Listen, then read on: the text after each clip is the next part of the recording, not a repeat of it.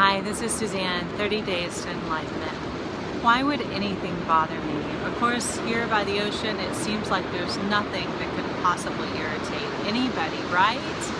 Well, guess what? It still can. And this is what usually happens. So somebody does something that irritates me. And so the first thing I think is, I can't believe they did that. Why would they do something that doesn't make sense? This is like the most stupidest thing ever. What were they thinking? How could they do this? And so then I go through that for a few minutes and my mind answers those questions. Oh, well, they probably did it because they were dropped on their head as a baby.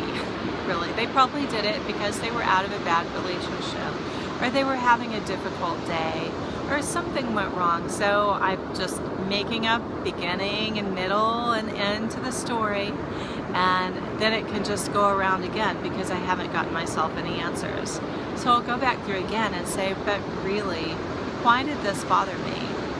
And I can usually see that whatever they did was like a trigger. It also paralleled another behavior that happened a different time with a different person in my life. You know, oh, well, this is usually what happens with money. This is usually what happens with relationships. So I immediately go and I jump to that conclusion that that happens, or this affects my security. Or I can make a bigger story out of it. Oh, well, this affects my health. What this person does just because they didn't follow up on something, this affects my health. This affects my finances. Everything's going to fail because they did this. But really? Why? Once again, I'll go back and I'll say, well, why would that bother me? Well, one, is it true? Will it really? Well, it might not. Once again, that emotional trigger is putting me in the future. But if I go back to the present and I look at myself, because they've just said whatever they've said, it's just their role that they're playing.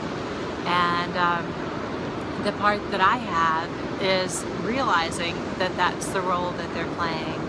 And the things, the emotions in me, being frightened, being afraid of my security, afraid of my finances, afraid of the future, afraid something might happen to someone, or the story might not end the way that I like it to. Those are all stories I'm making up, and they're emotions that I hold. So how can I make those a little different? Well, one, I can realize that they're not my power. Whatever happens in this world is not because they do something, because whatever they do, it'll trigger a reaction in me. So I have that power over how, if I make it a significant event or not. It doesn't have to be a significant event. And then I can react in my way, and I can realize that they don't hold the key to my future. The key to my future is within the God within my divinity, within my higher power. That's who's holding my, that's where I put my cards, that knowingness within myself.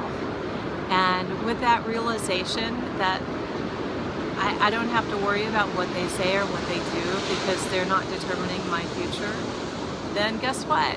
I don't have to be annoyed anymore. I don't have to be perturbed. So one of my goals is having my life be unperturbable. But the thing is, when you ask for something like that, you're going to get some opportunities, get that wave, for things to happen. So, and to get to practice it. So I'm glad I've had this opportunity to practice, and I hope that what I say can help you.